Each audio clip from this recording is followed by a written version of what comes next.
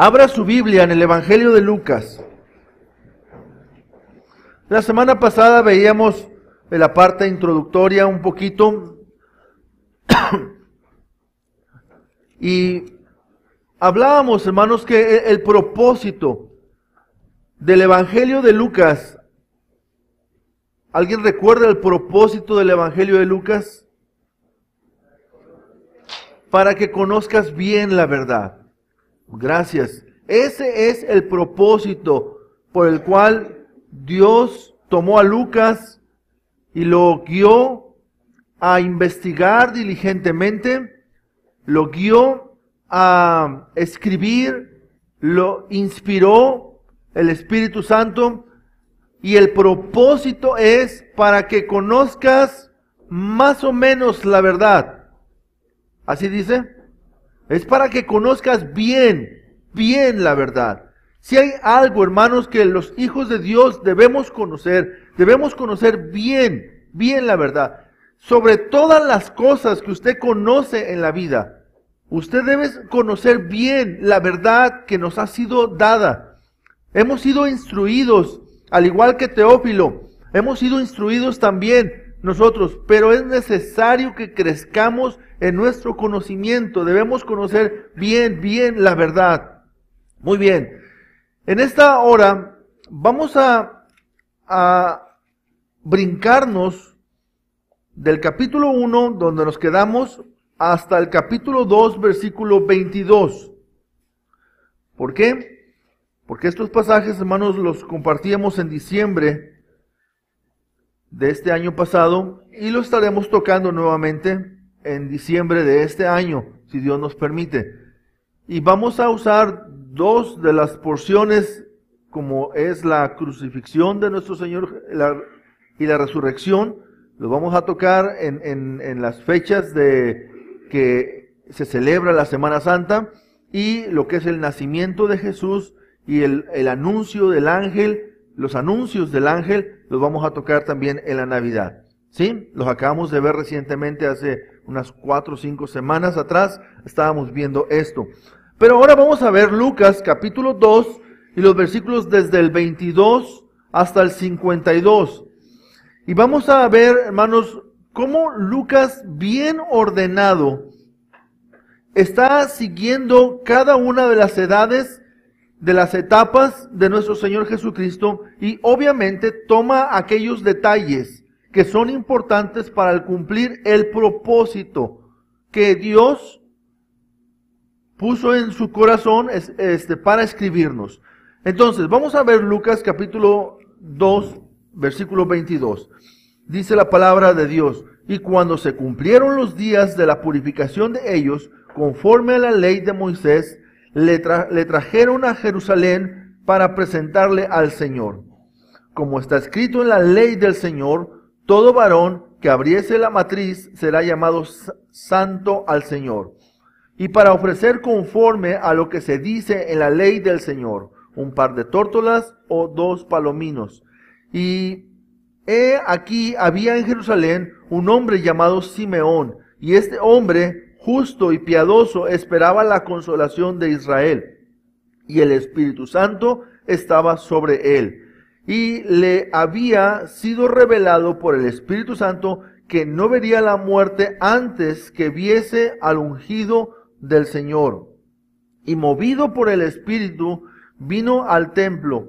Y cuando los padres del niño Jesús lo trajeron al templo para hacer por él conforme al rito de la ley, él le tomó en sus brazos y bendijo a Dios, diciendo: ahora, Señor, despides a tu siervo en paz, conforme a tu palabra, porque han visto mis ojos tu salvación, la cual has preparado en presencia de todos los pueblos, luz para revelación a los gentiles y gloria de tu pueblo Israel. Y José y su madre estaban maravillados de todo lo que se decía de él. Y los bendijo Simeón, y dijo a su madre María: he aquí, está puesto para caída y para levantamiento de muchos en Israel, para señal que será contradicha. Y una espada traspasará tu misma alma, para que sean revelados los pensamientos de muchos corazones. Ahorita seguimos con todo lo demás. Después del nacimiento de nuestro Señor Jesucristo, hermanos, de los detalles del nacimiento, de los anuncios del ángel y todos estos detalles que hablábamos y predicábamos por ahí del mes de diciembre, vemos que Lucas está narrando también los primeros días de la niñez hasta la adolescencia de nuestro Señor Jesucristo, cosa que no es narrado en los demás o en los otros evangelios. Ahora, ¿cuál es la verdad que todo amado por Dios debería conocer? Tomando en cuenta, hermanos, que Teófilo es amado de Dios y bueno, creemos que existía un Teófilo en aquel entonces a quien fue enviado este tratado, ¿sí? Pero también nosotros reconocemos que amados de Dios somos nosotros también. Cada uno de nosotros somos amados por Dios. Y nosotros también hemos sido instruidos en la palabra, pero es necesario que conozcamos bien la verdad. ¿Cuál es la verdad? Y hermanos, una de las cosas que podemos ver en este pasaje es que Jesús vino a cumplir la ley de Dios que yo no puedo cumplir. La gran tarea que el Señor Jesucristo, o una de las grandes tareas que Él vino a realizar, Él vino a hacer exactamente lo que yo no puedo hacer. Lo que yo no podría hacer bajo ninguna circunstancia. La Biblia nos dice que cualquiera que infringe en uno de los mandamientos de la ley se hace culpable de todos los mandamientos de la ley. Ahora, ¿ha habido una persona capaz de cumplir la ley? No, no la ha habido. ¿Ha existido alguien? Nadie. Solamente el Señor Jesús. Él es el único que pudo cumplir la ley. Y lo hizo, hermanos, desde su nacimiento. En esta porción vemos, hermanos, 5 veces que Jesús vino a cumplir la ley. Que vino a hacer todo conforme a lo que estaba escrito en la ley. Dios había establecido una ley, Dios había dado una ley, ¿verdad?, para guiar al pueblo, pero la ley, nos dice Pablo, que lo único que hizo fue mostrarle al hombre lo pecador que es. Vino a mostrar que nadie es capaz de cumplir con esta ley. Nadie tiene la capacidad humana para hacerlo. Y de ahí, hermanos, ustedes y yo podemos entender nuestra gran necesidad que tenemos de un Salvador. ¿Por qué? Porque yo no puedo cumplir la ley. Yo no puedo justificarme delante de Dios. Yo no puedo decirle, Señor, mira, yo cumplí la ley. Lo que tú pedías para mi salvación, yo lo guardé. Yo lo hice exactamente. No, yo no puedo decirle eso. Nunca se lo voy a poder decir. Es más, yo casi creo que puedo infringir la ley de Dios casi todos los días. ¿Sí? O por no decir que todos los días, de alguna manera, puedo incumplir la ley de Dios. Pero Jesús, hermanos, en todo momento, Él se apegó fielmente a la ley del Señor. En todo momento, aún y en encrucijadas que le pusieron en contra de la ley. Porque varias veces, hermanos, los doctores, los conocedores de la ley, vinieron con Él y lo ponían en entredicho con respecto a la ley, como aquella ocasión que trajeron a aquella mujer sorprendida en el acto de adulterio y que le dijeron al Señor Jesús, la ley de Moisés dice que tales personas deben ser apedreados. ¿Tú qué dices? Y lo vemos ahí, pues si él contradice la ley de Moisés, aquí está una oportunidad para acabar con él. Pero si él cumple o lleva a cabo tal cual la ley de Moisés, entonces lo vamos a poner en contra del pueblo al ejercer un juicio que ellos pensaban que él no podía o no debía ejercer. Pero él sabiamente les dice a ellos, el que de vosotros esté sin pecado, sea el primero en arrojar la piedra contra ella. ¿Y qué hace? Está cumpliendo la ley. Vamos, el que no tenga pecado, adelante. Y cuando se levanta le dice, mujer, ¿dónde están los que te condenaban? Ella dice, ninguno, todos se han ido. Jesús le dice, ni yo te condeno. Vete y no peques más. Cumpliendo la ley, mostrando su amor y su misericordia, y ese es el Señor Jesús en el cual nosotros creemos, en el cual nosotros confiamos. Él es el Señor Jesús, hermanos, que vino a cumplir esa ley. En el versículo 22 vemos esta expresión, que cuando se cumplieron los días de la purificación de ellos, conforme a la ley de Moisés, le trajeron a Jerusalén para presentarle al Señor. Y ahí vemos conforme a la ley. Luego en el versículo 23 dice, como está escrito en la ley del Señor, todo varón que abriere la matriz será llamado santo al Señor.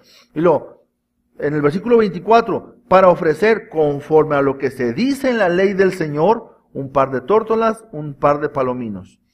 Ahora, la ley en Deuteronomio, el Levítico, menciona que había que traer un cordero, había que traer un animal más costoso. Pero la gente que era pobre traía un par de palominos, ¿sí? Un par de pichones.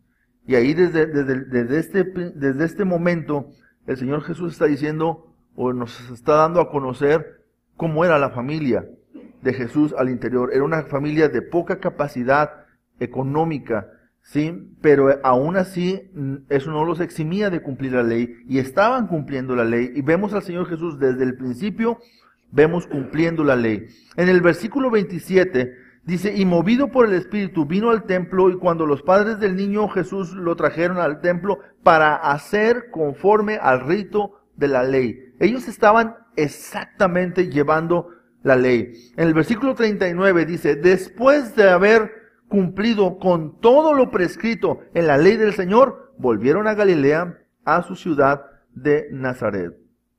¿Qué es lo que podemos encontrar aquí, hermanos? La santidad de nuestro Dios demanda un estándar que el hombre pecador no puede cumplir. Pero el hombre perfecto, nuestro Señor Jesucristo, Él desde la niñez lo cumplió. Lo cumplió para que tú y yo, hermanos, podamos encontrarnos justos en la justicia de Él. ¿Sí? Él vino a ser conforme a la justicia, para que su justicia fuese impuesta a mi vida, por medio de la fe. Vemos también, hermanos, que Jesús es la salvación de los que creen y la piedra de tropiezo de quienes lo rechazan.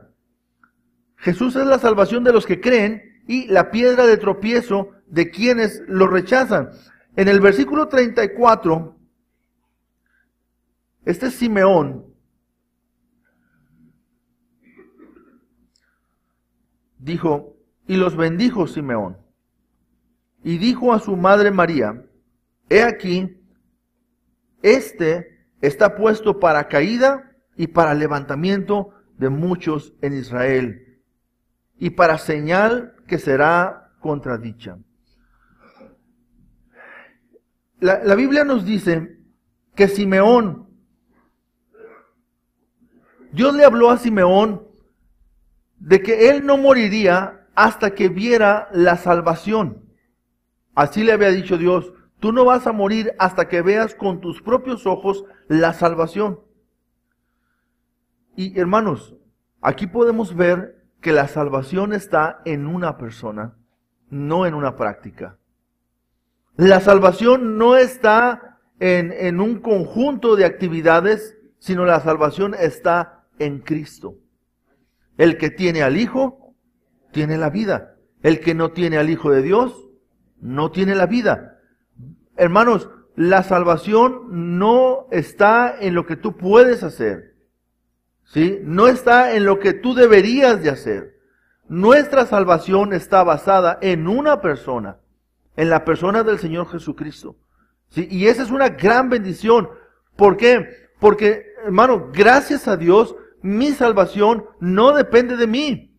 Mi salvación depende del Señor Jesucristo, quien es fiel, quien es verdadero, quien es perfecto.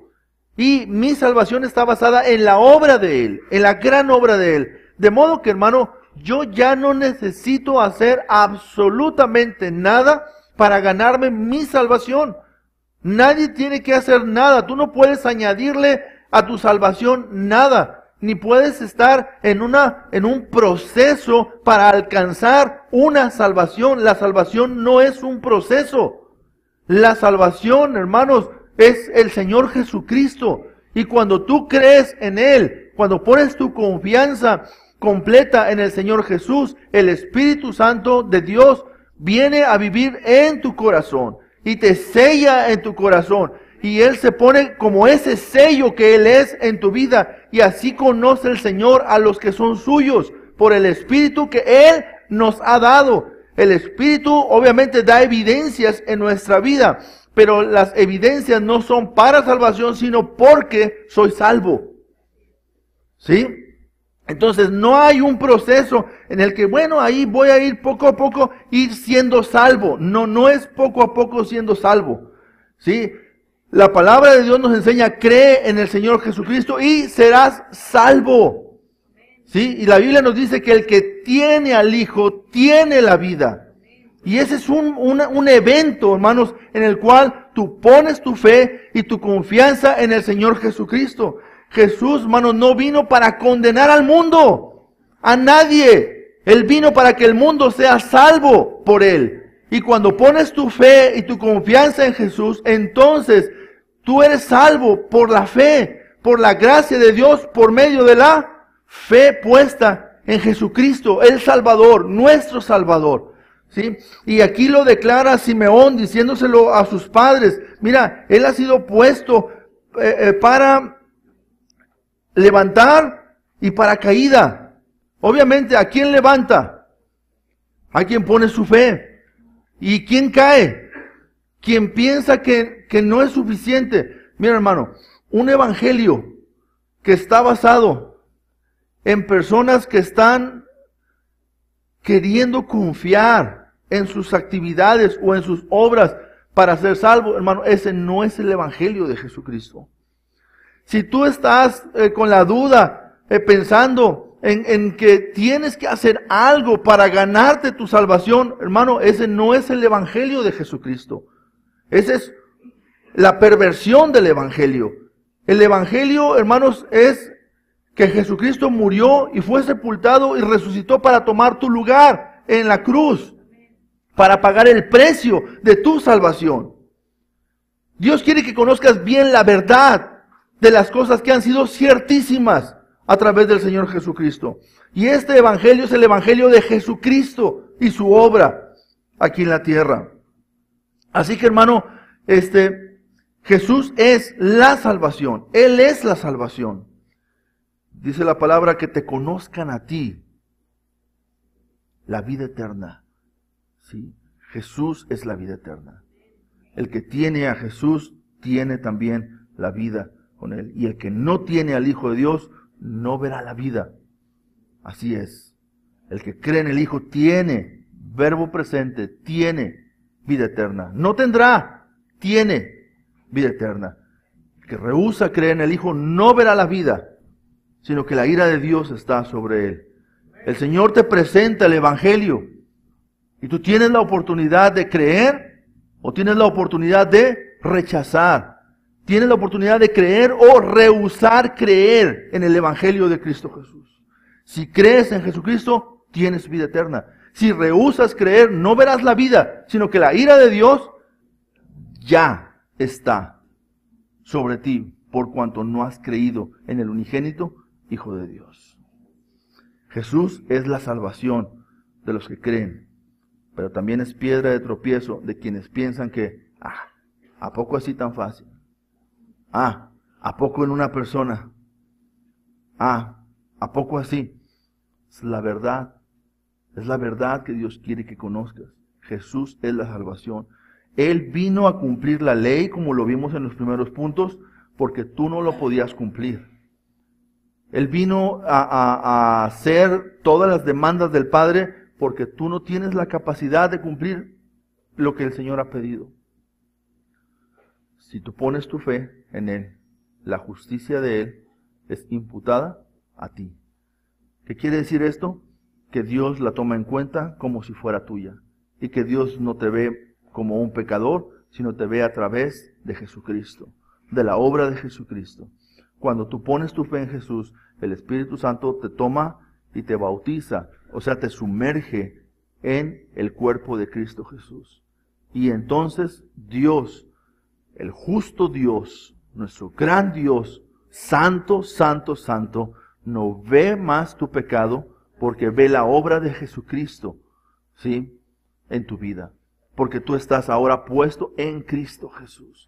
Y en Cristo Jesús tienes salvación, tienes vida eterna y todas las bendiciones espirituales que han sido guardadas para los que creemos en Cristo. Pero además, hermanos, Jesús es la redención de todos los que esperamos de Dios salvación. Hermano, consciente o inconscientemente, todos los seres humanos esperamos algo. Todos, consciente o inconsciente, aún la persona que dice que no cree en Dios, sabe, hermano, en su conciencia que algo va a pasar. Aún aquellas personas, hermanos, que dicen no creer en Dios, pregúntale qué va a pasar el día que muera. Y de eso no tienen seguridad. Y de eso no tienen confianza. Pero Jesús es la esperanza, hermanos, de quienes creemos que Dios trae salvación a nuestra vida. Dice el versículo 38, dice, presentándose en la misma hora, ¿sí es el 38? Sí. Presentándose en la misma hora, daba gracias a Dios y hablaba del niño a todos los que esperaban la redención en Jerusalén. El pueblo de Israel en ese momento estaba esperando la redención. Ellos esperaban. Obviamente ellos esperaban, a veces no lo entendían, y esperaban una redención que les aliviase sus problemas terrenales. Y es igual. Muchas veces, hermanos, la gente está más preocupada por sus problemas terrenales que por sus problemas de carácter eterno. La gente está buscando el pan de hoy. La gente está buscando la salud para el día de hoy. La gente está preocupada por su situación matrimonial el día de hoy. ¿Sí? Pero, hermanos, no está pensando muchas veces en la eternidad. No saben que nuestra vida aquí en la tierra serán 70, 80, 90. Si nos diera Dios 100 años, aún 100 años se acaban, hermanos. Se van a acabar 100 años. ¿Sí? Pero, hermanos, la vida eterna es 100 años, más otros 100 años, más otros 100 años, más todos los 100 años que usted quiera adelante, porque es una eternidad con el Señor. Entonces, hermanos, el hombre tiene una necesidad y eso tenemos que entenderlo. La gente tiene una necesidad, pero el problema de la gente es que no sabe cuál es su necesidad. Y la necesidad de la gente es Jesucristo. Esa es la necesidad. Si alguien llegara y te entrevistara en la calle o en una plaza donde andes y te dijeran, oye, ¿cuál crees que sea la solución para nuestro país? ¿Cuál crees que sea la solución para la violencia que hay en nuestro país? ¿Qué le dirías? Que cambien al presidente. Que pongan otro presidente. No, que refuercen, y que entre el ejército militar y que esté en cada esquina un soldado. ¿Tú crees que es eso, hermano, la solución? La raíz del problema es la ausencia de Jesucristo. El no conocer a Jesús como el Señor y Salvador. Porque el que conoce a Dios ama. ¿Sí? Y al amar vas a respetar. Y vas a cuidar. Y vas a ayudar. Y vas a proveer. Pero la gente necesita conocer a Jesús. Él es la respuesta para el mundo hoy. Él es, hermanos, la respuesta a las necesidades de todos. Mira, cualquier persona puede llegar a tu presencia y decir, hermano, es que tengo un problema. Y puedes llamarle el problema como tú quieras. Ponle el nombre que quieras al problema que tiene. La raíz de su problema es la ausencia de Jesucristo. Eso es lo que necesita. Y esta Ana profetiza. Ella le dijo, ella hablaba de todos, a todos les hablaba acerca de este niño.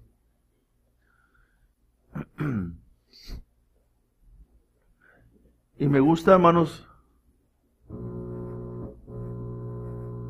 me gusta que habla de este niño, porque a veces nosotros pensamos en el Señor Jesús, y cuando pensamos en el niño, ¿verdad? En el bebé,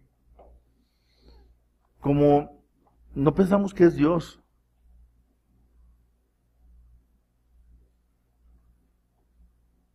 Pero Él todo el tiempo de su peregrinar fue 100% hombre y fue 100% Dios. Y cuando Simeón ve al niño, dice, mis ojos han visto la salvación. O sea, ha visto al Salvador. No lo demeritó porque era bebé. No dijo, bueno, algún día él va a ser el Salvador. No, él ya era el Salvador. Porque es Dios.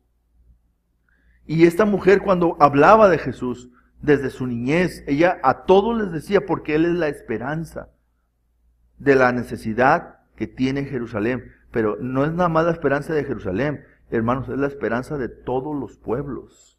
Jesús es la esperanza. Y sabes, la iglesia somos el cuerpo de Cristo Jesús.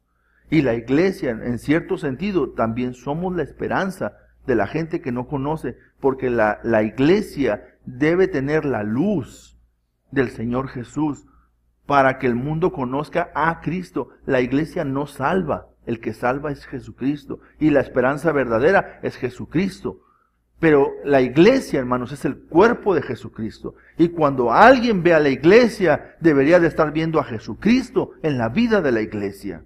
Esa es una realidad.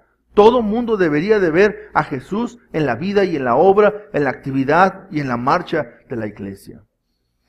Jesús, hermanos, es la redención de todos los que esperamos de Dios salvación. Él es la respuesta. ¿Sí? Pero Jesús también, hermanos, es el hombre perfecto, perfecto para nuestra salvación. Dice el versículo 40, dice, y el niño crecía y se fortalecía y se llenaba de sabiduría, y la gracia de Dios era sobre él. Él crecía, se fortalecía en sabiduría y en gracia. ¿Sí? Vemos a Lucas tomando el detalle del crecimiento, pero desde el principio, quienes lo conocían a Jesús decían, Él es el Hijo de Dios. ¿Sí? Él tiene una sabiduría que nadie más tiene. ¿Sí? Él tiene gracia de Dios. La gracia de Dios está con Él. Está sobre Él. Él está ungido por el Señor. Él es el hombre perfecto, hermanos. ¿Sí? Que nosotros debemos imitar. Por eso la Biblia dice que la meta del cristiano, la meta del cristiano es conformarse a la imagen de este hombre perfecto. Él es la medida de la estatura, de la plenitud, ¿sí? De la perfección de Jesucristo, el hombre perfecto. Él es. ¿Y hacia dónde debe tender la iglesia, hermanos? Hacia la perfección del Señor Jesucristo. Y no estoy hablando a una orgullosa perfección. Estoy hablando, hermanos, de la madurez espiritual que el mundo debe ver con confianza, no como un desafío, no como algo que molesta, no como algo que incomoda, sino debe de ver a la iglesia, hermanos, con la perfección en todos los aspectos, en amor, que debe de ser la iglesia. ¿Sí? Él es la medida de la estatura, de la plenitud. Él es Jesucristo, la perfección. Es el hombre perfecto. Jesús, hermanos, no solamente esto, sino que también Él vino a cumplir la voluntad de su Padre. Y voy a leer los pasajes que no leí, del 36 en adelante, de Lucas. Dice, estaba también allí Ana, profetisa, hija de Fanuel, de la tribu de Aser, de edad muy avanzada, pues había vivido con su marido 7 años desde su virginidad, y era viuda hacía 84 años, y no se apartaba del templo, sirviendo de noche y de día con ayunos y oraciones. Esta, presentándose en la misma hora, daba gracias a Dios y hablaba del niño a todos los que esperaban la redención en Jerusalén. Después de haber cumplido con todo lo prescrito en la ley del Señor, volvieron a Galilea, a su ciudad de Nazaret. Y el niño crecía y se fortalecía y se llenaba de sabiduría, y la gracia de Dios era sobre él. Iban sus padres todos los años, aquí ya Lucas ya está brincando, aquí estaba hablando hasta la presentación del niño en el templo, ¿sí? La presentación al Señor. Pero luego, ahora se va a brincar de año en año hasta los 12. En el versículo 41 dice, iba sus padres todos los años a Jerusalén en la fiesta de la Pascua. Y luego el 42, y cuando tuvo 12 años, subieron a Jerusalén conforme a la costumbre de la fiesta. Al regresar ellos, acabada la fiesta, se quedó el niño Jesús en Jerusalén, sin que lo supieran José y su madre. Un paréntesis, nótese que no le dice su padre y su madre. Nótese que le dice José y su madre, ¿verdad? Porque su madre pues era, en cierto sentido, su madre terrenal. Pero José no tenía nada que ver ahí, ¿verdad? 44. Y pensando que estaba entre la compañía, anduvieron camino de un día, y le buscaban entre los parientes y los conocidos, pero como no le hallaron, volvieron a Jerusalén buscándole. Y aconteció que 3 días después le hallaron en el templo sentado en medio de los doctores de la ley, oyéndoles y preguntándoles. Y todos los que le oían se maravillaban de su inteligencia y de sus respuestas. Cuando le vieron, se sorprendieron, y le dijo su madre, Hijo, ¿por qué nos has hecho así? He aquí tu padre y yo te hemos buscado con angustia. Ella menciona a tu padre, ¿sí? Entonces él dijo, ¿por qué me buscabais? Esta es la primera palabra que registra los evangelios que dijo Jesús. ¿Sí? La primera palabra que él dijo, que registra los evangelios. ¿Por qué me buscabais? ¿No sabías que en los negocios de mi Padre, con P mayúscula, me es necesario estar? Mas ellos no entendieron las palabras que les habló. Y descendió con ellos y volvió a Nazaret y estaba sujeto a ellos, y su madre guardaba todas estas cosas en su corazón. Y Jesús crecía en sabiduría y en estatura y en gracia para con Dios y para con los hombres también. Entonces, vemos aquí, hermanos, que Jesús vino a cumplir la voluntad del Padre. ¿Ustedes saben para qué está la iglesia aquí en la tierra, hermanos? Si Jesús vino a cumplir la voluntad del Padre y la iglesia es el cuerpo de Jesucristo, ¿para qué está la iglesia? ¿Para qué? Para cumplir la voluntad del Padre. Para eso estamos aquí. La iglesia existe para cumplir la voluntad del Padre. Vamos a repetirlo todos. La iglesia existe para cumplir la voluntad del Padre. Amén. Yo existo como miembro de la iglesia para cumplir la voluntad del Padre. Muy bien. Ahora, esa frase que dice ahí, ¿no sabías que en los negocios de mi Padre me es necesario estar? Esa frase, hermanos, es necesario, lo dice en el 4:43, cuando dice, es necesario que anuncie el evangelio del reino de Dios. Esa misma frase la menciona otra vez en el capítulo 9, versículo 22, dice, es necesario que el Hijo del Hombre padezca muchas cosas.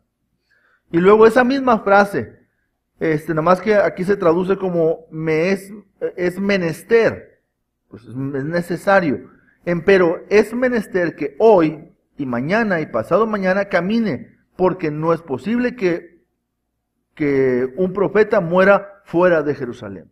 Es necesario que se cumpla la profecía, que se cumpla lo que Dios ha dicho. En el capítulo 17, en el versículo 25 dice, pero primero es necesario que padezca mucho. Entonces, ¿qué es necesario para Jesús? ¿Qué es necesario para Jesús? Cumplir la voluntad del Padre. ¿Qué es necesario para nosotros, hermanos? Cumplir la voluntad del Padre. Si yo me conformo a la imagen de Cristo Jesús, ¿sí? Si la iglesia es el cuerpo de Jesucristo, ¿qué es necesario que haga la iglesia? La voluntad del Padre. ¿Cuál es la voluntad de Dios? Vuestra santificación. Que os apartéis de fornicación, dice la palabra. Pues la voluntad de Dios es que todo el que oye la palabra y cree, tenga vida eterna. Esa es la voluntad de Dios, que todo el que oye la palabra y cree en ella, tenga vida eterna.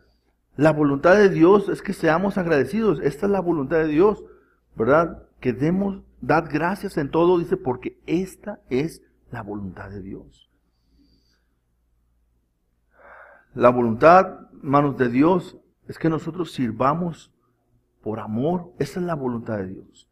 La voluntad de Dios es que respetemos a nuestras autoridades, hermanos, que hagamos callar la ignorancia de los hombres insensatos. Esa es la voluntad de Dios, haciendo las cosas bien, hacer lo correcto, es la voluntad de nuestro Dios. Ahora, la voluntad de Dios tiene una característica, es agradable, es buena, es perfecta. La buena voluntad de Dios, agradable y perfecta. Entonces la iglesia, hermanos, cuando experimenta el hacer la voluntad de Dios, se va a encontrar con que la voluntad de Dios es buena. Y se va a encontrar con que la voluntad de Dios es agradable. Y se va a encontrar con que la voluntad de Dios es perfecta. Entonces, esa es, hermanos, la tarea de la iglesia. Estamos aquí, nos es menester, nos es necesario cumplir la voluntad del Padre. ¿Sí?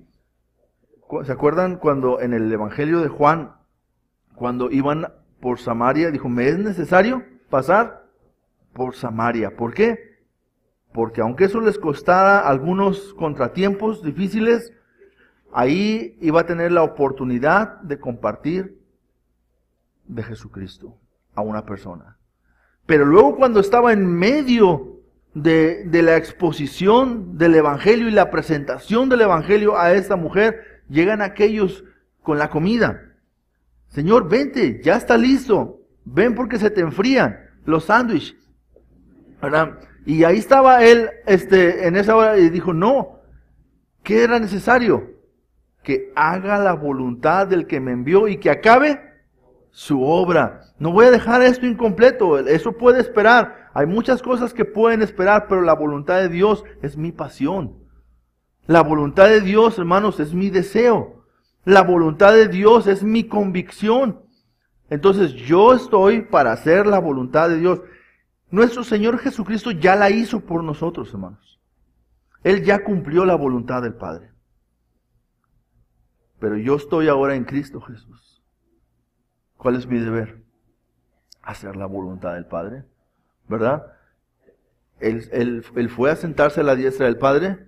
Él envió al Espíritu Santo a morar en mi corazón para darme la fuerza, para darme la convicción de hacer la voluntad del Padre, de guiarme a la verdad, de guiarme en ese conocimiento de la palabra. Muy bien, y vemos nuevamente que Jesús es, hermanos, Jesús es nuestro ejemplo a seguir. En el versículo 51, porque a veces, hermanos, algunos quieren ver solamente lo que quieren ver. En el versículo 50 y 51 dice, mas ellos no entendieron las palabras que les hablaba. Esta María le dijo, tu papá y yo te hemos estado buscando, tu padre y yo te hemos estado buscando. Él le dice, ¿por qué me buscabas? ¿No sabías que en los negocios de mi padre me es necesario estar? Ahora, siempre, hermano, siempre que te enfoques en hacer la voluntad del Padre, te vas a encontrar con conflictos. con conflictos interpersonales, a veces aún con la misma familia. ¿Sí? Cuando una persona es llamada por Dios al ministerio, cuando un hombre es llamado por Dios al ministerio y entiende que Dios lo ha llamado a cumplir su voluntad, va a haber ocasiones en las que tiene conflictos, ¿sí? A veces con su esposa, a veces con sus hijos, a veces con sus padres. ¿Por qué? Porque, hermanos, la voluntad del Padre está por encima de todo. Y no que lo demás estuviera mal. Aquí nosotros vemos que Jesús es nuestro ejemplo a seguir, porque luego nos aclara Lucas en el 51, y descendió con ellos, o sea, con José y con María, y volvió a Nazaret. ¿Y qué dice? O sea, no había sido rebelde. Simplemente, en el orden de prioridades en los conflictos, ¿dónde está? Es necesario obedecer a Dios antes que a los hombres. Entonces, hay una estructura. Yo tengo una autoridad, pero sobre esa autoridad hay una autoridad. ¿Qué es la autoridad de quién? De Dios. Entonces,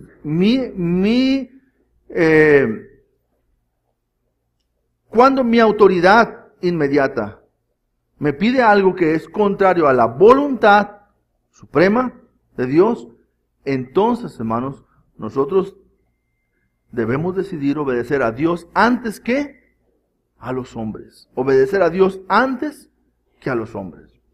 Amén. Bueno, Él estaba sujeto a ellos. Él es nuestro ejemplo. El problema de la sujeción, siempre que tengo que hablar de este tema, se me viene a la mente este pensamiento. La sujeción es algo que está fuera de moda. Nadie se quiere sujetar. Cada quien quiere hacer las cosas porque él quiere, porque él lo dijo, porque yo lo siento. Si no necesito que me digas lo que tengo que hacer, esto yo lo hago porque yo quiero. Eso es orgullo. Ese es un orgullo, hermanos, que va a dañar tu relación con Dios. Daña tu relación con Dios porque ese no es la imagen del Señor Jesucristo conformándose en tu vida. O esto no lo voy a hacer porque no quiero. Pero la autoridad te está diciendo que lo hagas. No, yo no quiero. No lo voy a hacer. Eso, hermanos, eso no es sujeción. Y aquí vemos, hermanos, a Jesús desde pequeño, a los 12 años, la edad de la adolescencia, la edad de la rebeldía, la edad difícil, ¿verdad? ¿Cómo estaba él en esa edad a sus padres? Sujeto. Él estaba sujeto. Y hermanos, lo mejor que nos puede pasar es estar sujetos a una autoridad. Debemos estar sujetos a la autoridad. Eso nos protege porque Dios nos pide que hagamos esto. Hijos, muchachos, vencedores, jóvenes, estar sujetos a sus padres es lo mejor que les puede pasar. Obedecer a sus padres. A la edad de la adolescencia, el joven piensa que el papá está fuera de moda, que el papá no entiende a esta generación, que el papá, como no vivió las cosas que él está viviendo, el papá no entiende de qué habla, ni entiende lo que pide. Joven, no creas esos pensamientos que el diablo pone en tu cabeza. Dios te enseña a obedecer a tus padres. Dios te enseña a sujetarte a tus padres. Y esto es una bendición. Si tú trabajas con tu carácter y desde ahorita decides sujetarte a las autoridades que Dios ha puesto en tu vida, estás preparándote. Estás preparándote para cumplir con la voluntad de Dios en tu vida. Estás preparándote para ser un buen seguidor de Jesucristo. Estás preparándote para ser un buen siervo de Dios en lo que Dios te llame a hacer en la vida. ¿Sí? ¿Por qué? Porque la sujeción a Dios, hermanos, se aprende, se practica en la sujeción a las autoridades que sí puedo ver. Hay gente, hermanos, que dice, no, es que a Dios sí me puedo sujetar, pero no me puedo sujetar al pastor, porque el pastor es un hombre.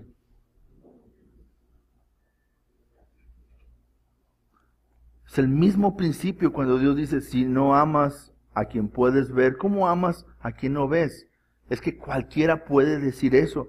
¿Se acuerdan cuando predicaba el mensaje, hermanos, en la parábola del buen samaritano? Que aquel escritor, el doctor de la ley, le decía, ¿quién es mi prójimo? Le dijo, amarás al Señor tu Dios con todo tu corazón, con toda tu alma, con todas tus fuerzas. Y él dijo, sí, eso es fácil, eso lo he estado haciendo toda mi vida. Las cosas que no se pueden comprobar fácilmente, hermanos, cualquier religioso dice que las hace. Vamos a la realidad, ama a tu prójimo. Salta para atrás. ¿Y quién es mi prójimo? Para ver si me conviene o no hacerle bien. ¿Y de quién se trata? Hermanos, dígame usted si es más fácil amar a Dios que amar al prójimo. Es más fácil amar a quien puedo ver. Pero es una mentira que diga que amo a Dios y no puedo amar a mi prójimo. Es igual de mentira decir que puedo sujetarme a Dios y no puedo sujetarme a una autoridad terrenal. Es igual. No me puedo sujetar a mi padre. No me voy a sujetar a mi jefe. ¿Por qué? Pues porque mi jefe no piensa bien las cosas. No, porque mi jefe es injusto. No, pues porque mi jefe me cae mal la forma en la que me pide las cosas, entonces así no. En el pedir está el dar. Es tu jefe. ¿No te parece? Renuncia. Renuncia y vete a otro lugar donde encuentres un jefe lindo. ¿Verdad? No, es que me llamó la atención y pues me sentí muy mal. Si te llamó la atención es porque tu jefe consideró que algo estabas haciendo mal. Pero es que no estaba haciendo mal, acláraselo. Pero es que no lo va a entender.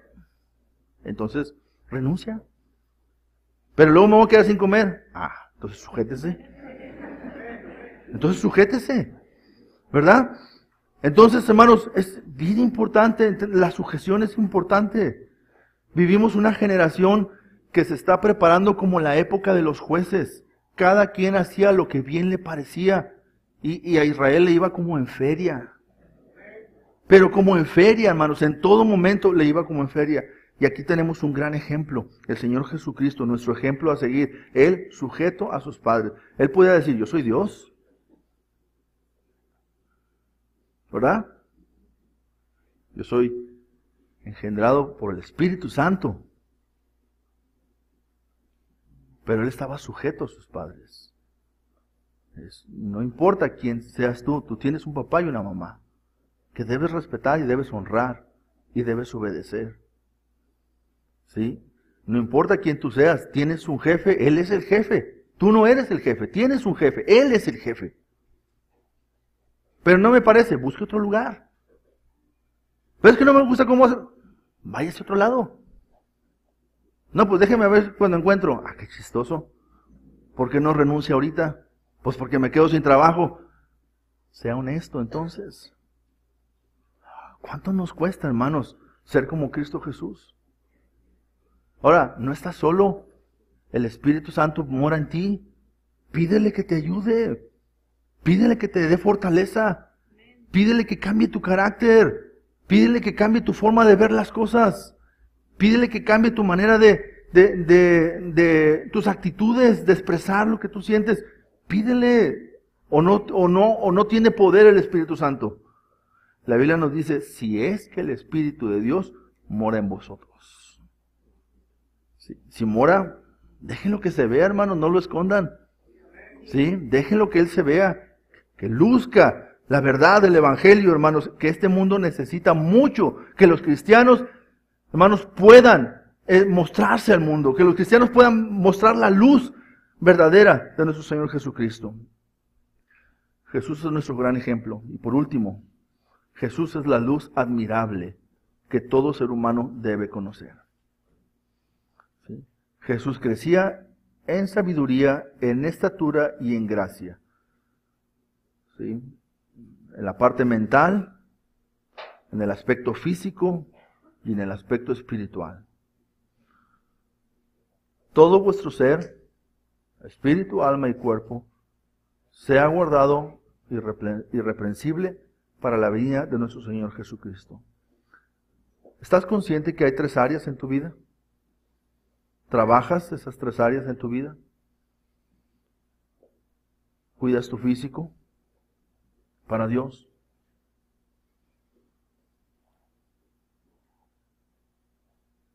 ¿Cuidas tu mente?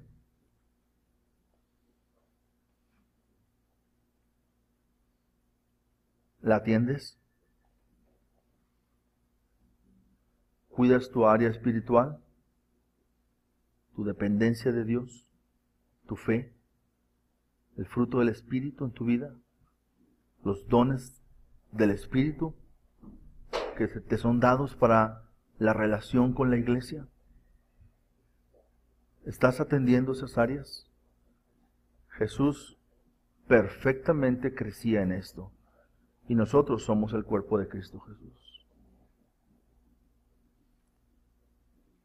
Dice el versículo 32.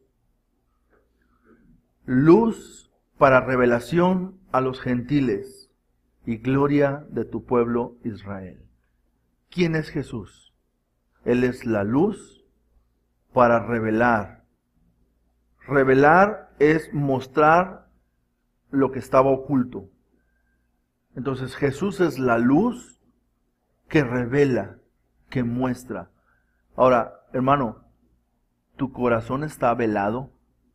A lo mejor muchos muchachos no saben de esto, ¿verdad? Pero en las cámaras fotográficas antiguas, que eran de rollo, ¿sí? Me platicó mi mamá de estas. Si tú no sacabas con cuidado ese rollo de la cámara, ese rollo se podía velar. Lo llevabas a revelar y decía, el rollo está velado. O sea, se borró todo lo que estaba ahí. O sea, no se va a poder reflejar. La revelación es cuando Dios se muestra. Y Jesús es la revelación para todos los pueblos. Él es la luz que debe mostrarse al mundo. ¿Sí? Pero Jesús dice que la iglesia somos la luz del mundo. ¿Esto es una contradicción? No. Él es la luz, la cabeza, y la iglesia es la luz que refleja la luz de la cabeza, la luz verdadera de Cristo Jesús. Tenemos que mostrar esto, hermanos, al mundo, porque el mundo está en tinieblas y el mundo está esperando que la iglesia salga a la luz, que la iglesia muestre la luz, ¿sí? Pero también es la gloria de su pueblo, de Israel en ese entonces. Pero también es la gloria, hermanos, de la iglesia. O sea, ¿cuál es el valor de esta iglesia? Es Jesucristo. Esta iglesia, hermanos, si no predica a Jesucristo, si no habla de Jesucristo, si no enseña a Jesucristo, si no adora a Jesucristo, si no alaba a Jesucristo, hermanos, esta iglesia no tiene nada. Nada, nada. El único atractivo de la iglesia es Cristo Jesús. Él es nuestra gloria. ¿Cuál es nuestro mensaje a todos? Es Cristo. ¿De qué podemos alabarnos? ¿Qué tenemos nosotros que hemos hecho por nosotros mismos? Nada. ¿Quién es el que merece toda la honra y la alabanza? El Señor Jesucristo. Él es la gloria de la iglesia. Entonces, lo valioso de una iglesia es la presencia de Jesucristo en ella. ¿Sí? Pero, hermanos, cuando una iglesia abandona y desobedece a Jesucristo, hermanos, Jesucristo no se manifiesta y no se muestra en la vida de esa iglesia. Estamos orando que Dios haga un avivamiento en la iglesia. Un avivamiento espiritual, ¿sí? Un avivamiento a la oración. Un avivamiento, hermanos, a la predicación del Evangelio. Un avivamiento a las cosas que Dios ya nos ha pedido que hagamos, pero que la iglesia las da por obvias que no las hace. En lugar de ser la gran comisión, se convierte en la gran omisión de la iglesia. Entonces, hermanos, le rogamos a Dios ese avivamiento. ¿Por qué? Porque es necesario que la iglesia sea la luz del mundo.